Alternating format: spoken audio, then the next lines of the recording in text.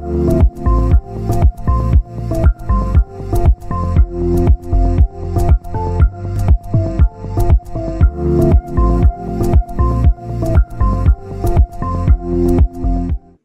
il faut prendre conscience que face aux grands enjeux climatiques et de dégradation accélérée de la biodiversité, l'État a souhaité renforcer la réponse et donc se doter d'un opérateur avec une capacité d'intervention plus forte que ça n'était le cas jusqu'auparavant avec les autres, avec l'Agence française pour la biodiversité et l'Office national de la chasse et de la faune sauvage, et avec des moyens de police de l'environnement renforcés, notamment avec une taille finalement critique dans les départements dans lesquels l'Office français de la biodiversité a des inspecteurs de l'environnement, mais nous y reviendrons. Donc finalement, l'Office français de la biodiversité, ça a permis de rapprocher les expertises complémentaires des deux établissements qui ont été fusionnés, l'AFB et l'ONCFS, et d'augmenter sa capacité d'intervention en améliorant, in fine, puisque c'est la question de la police de l'environnement, l'exercice de cette police dans les territoires, dans tous les territoires. Donc, finalement, nos finalités, puisque c'est le sens de votre question, sont doubles. D'abord, c'est face à ces enjeux écologiques, de préserver la biodiversité et donc d'empêcher, de prévenir, de réparer les éventuelles atteintes à l'environnement et à la biodiversité, première chose. Et deuxième chose, c'est d'avoir une action de canalisation, donc d'endiguement en quelque sorte, des pressions qui pèsent sur la nature et qui permettent de mieux concilier finalement les usages de la nature dans un sens de préservation de la biodiversité. Voilà quelles sont les finalités de la création de l'OFB et du renforcement de la police au sein de l'OFB.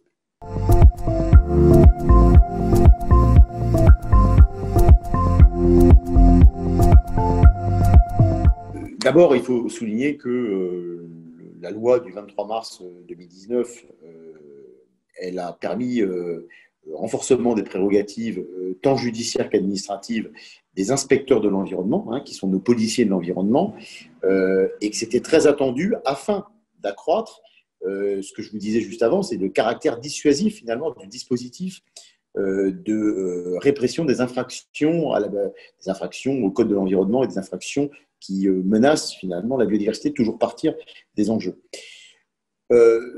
Cette loi a permis finalement de renforcer des compétences, notamment, alors je ne veux pas être trop exhaustif et trop précis, mais je vais vous donner quelques exemples, de délivrer des convocations en justice, de conduire des enquêtes et évidemment, pour conduire ces enquêtes, de constater des infractions en allant jusqu'au renvoi des prévenus devant le tribunal, d'accéder aussi à des fichiers de police, ce qui est nouveau, aux fichiers par exemple des véhicules, aux fichiers d'habilitation de port d'armes et à leur contrôle, et de procéder à des réquisitions auprès des opérateurs de télécommunications. Bref, ce sont des pouvoirs renforcés de police judiciaire qui permettent de mieux conduire les enquêtes et d'aller plus loin que ce n'était le cas jusqu'à présent, et donc finalement de permettre à nos inspecteurs de l'environnement d'être plus opérationnels dans ces enquêtes judiciaires. Alors, évidemment, ça suppose que l'Office français de la biodiversité fasse monter en compétences, en termes de procédure, ses agents pour qu'ils puissent mieux maîtriser la procédure pour exercer ces compétences dévolues par la loi. Ce à quoi nous nous attachons évidemment, et ça va prendre un peu de temps, inévitablement. La crise du Covid ne facilite pas les choses, mais enfin, on est en train de monter en puissance pour doter nos inspecteurs de l'environnement de ces compétences procédurales, et c'est évidemment fondamental. Alors, évidemment, la limite, c'est que nos agents de police n'ont pas de pouvoir de coercition et ne peuvent pas finalement accéder aux techniques spéciales d'enquête dans des dossiers qui justifieraient.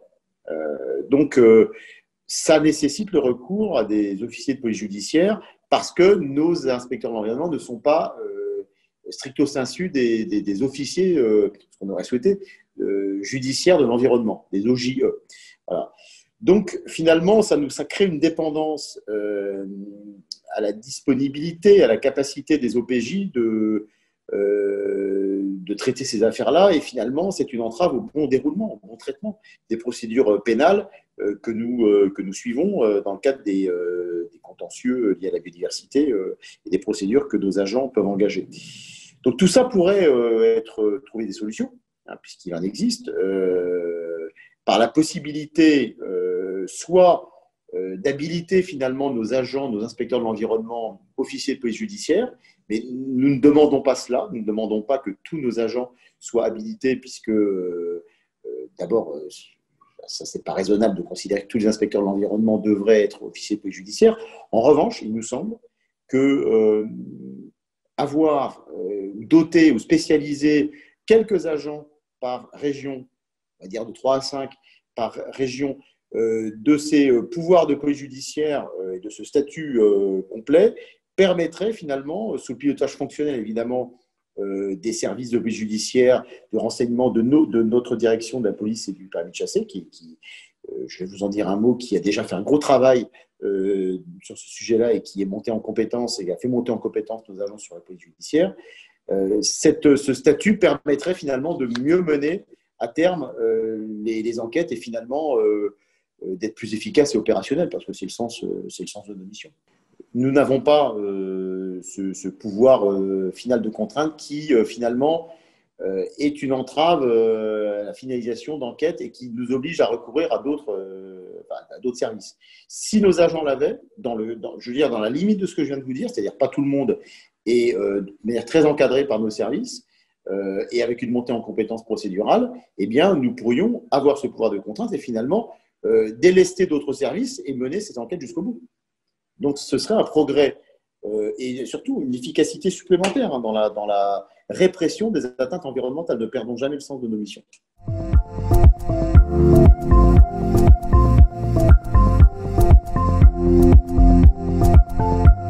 Cette ordonnance du 11 janvier 2012 qui a porté harmonisation des polices administratives et judiciaires, c'est un progrès. Enfin, je crois qu'il faut aussi partir de là. Elle commence à dater, mais c'est un progrès.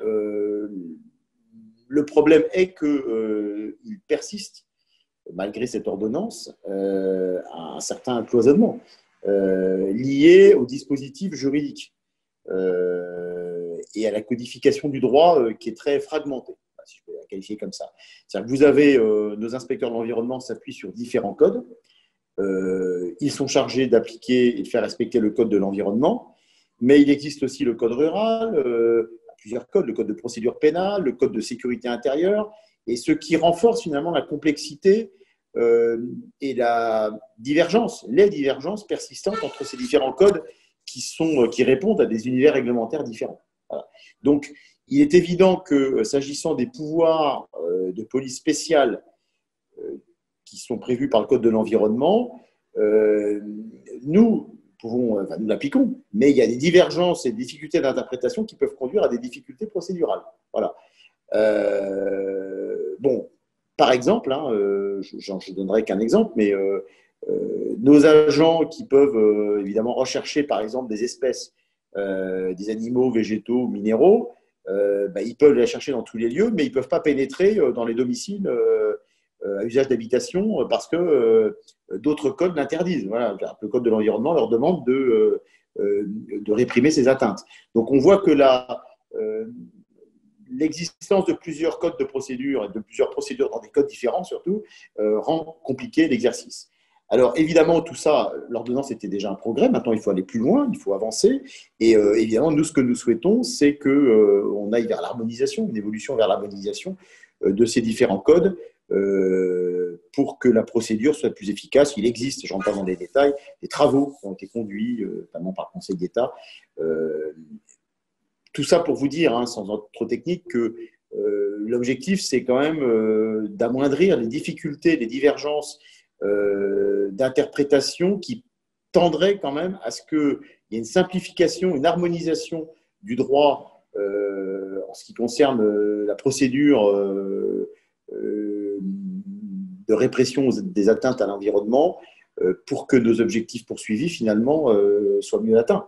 Et ça veut dire qu'on doit aller vers l'unification, j'ose dire l'unification du droit de l'environnement et de ces différents codes que je viens d'énoncer. Il y en a encore bien d'autres, d'ailleurs, que j'aurais pu citer. Donc, cette marche a été introduite. Il faut la poursuivre et je pense que c'est en tout cas l'étude en ce moment et à l'OFB, nous le souhaitons ardemment.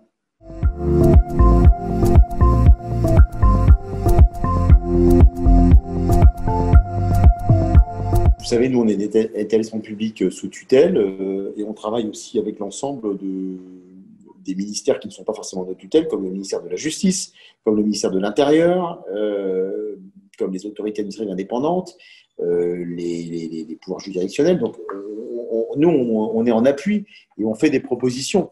Alors, ce qu'il faut surtout voir, c'est qu'on parle de police. Quand on parle de police, il faut penser police administrative et judiciaire. C'est-à-dire que l'une ne va pas sans l'autre. Et l'efficacité de l'une est en lien avec l'autre. Donc, ça suppose évidemment que l'ensemble des acteurs de la chaîne de police administrative et judiciaire, et nous, c'est ce à quoi on s'attache au sein de l'établissement, en fusionnant de l'AFB et l'ONCFS, on a précisément fait un travail d'efficacité et de synergie de ces polices administratives et judiciaires. Et on continue de le faire parce que ce n'est pas un sujet très simple. Mais je pense aussi que dans le paysage des acteurs, et c'est la question sur la manière dont on peut évoluer, il faut absolument qu'on travaille plus en lisibilité avec les autres acteurs.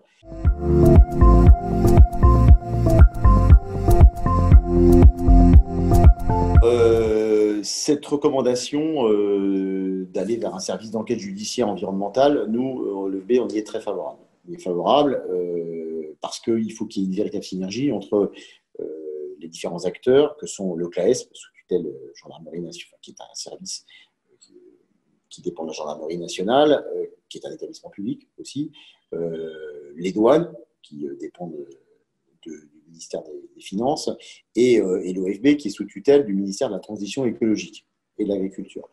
Donc, l'émergence d'un service national d'enquête judiciaire environnementale, ça serait un progrès. Évidemment, c'est quelque chose que nous appelons de nos voeux. Reste à savoir quelles en seraient les modalités et comment ça pourrait fonctionner. À notre sens, à l'OFB, il y a plusieurs conditions en fait, qui garantiraient l'efficacité d'un tel service d'enquête finalement au niveau national. La première, c'est d'avoir des enquêteurs qui aient des compétences techniques et scientifiques fortes. Finalement, c'est l'entrée métier. C'est-à-dire qu'il faut avoir une connaissance forte des espèces, de leurs valeurs, des milieux professionnels finalement dans lesquels tout ça se passe, des usages. Et les inspecteurs de l'environnement de l'OFB, c'est leur métier. Ils connaissent, et à l'OFB, nous connaissons ça, puisque c'est notre métier. Donc, on a la compétence technique, scientifique, et il faut toujours bien avoir l'esprit que c'est une justice environnementale. Donc, il faut avoir la compétence dédiée dans ce secteur-là, et nous l'avons. Deuxièmement, il faut que ce soit des enquêteurs qui soient capables de détecter, c'est aussi d'ailleurs un corollaire de la première condition, des signaux forts et des signaux faibles dans les enquêtes, notamment la valeur patrimoniale, par exemple, de telle ou telle espèce, et aussi la manière dont on peut dissimuler, question des bagages, enfin bref, qui sont des choses qui sont très techniques et qui nécessitent des compétences. Et autre condition, mais que j'ai déjà évoquée juste avant dans la question précédente, c'est des enquêteurs qui maîtrisent les codes et les textes réglementaires. Et pour cela, je vous l'ai dit, nous sommes montés en compétence à l'OFB. Comment ? C'est-à-dire qu'on a créé déjà à l'OFB un service qui est un service de police judiciaire et de renseignement, qui est un service qui est dirigé par une magistrate en détachement, voilà, qui est rattaché à la direction de la police et du permis de chasser, et qui est un service en fait, qu'on a déjà préfiguré dans la perspective que vous évoquez, c'est-à-dire un véritable service intégré de justice de l'environnement. Et ce service qui existe déjà et qui pourrait monter en puissance a pour mission notamment d'apporter appui et conseil à tous les services territoriaux en police judiciaire et en police administrative.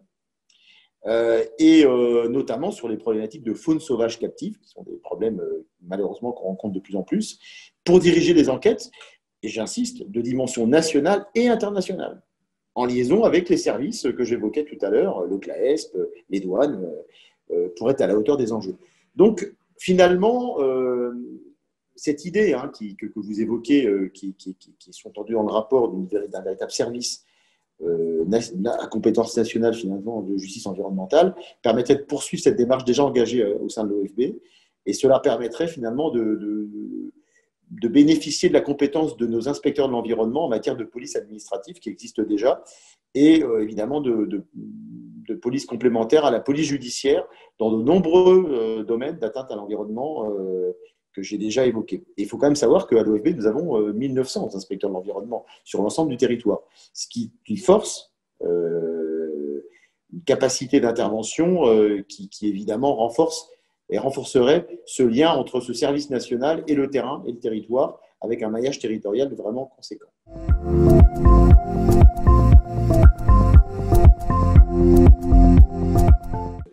On est clairement sur une question qui est en émergence, qui est la question du préjudice écologique.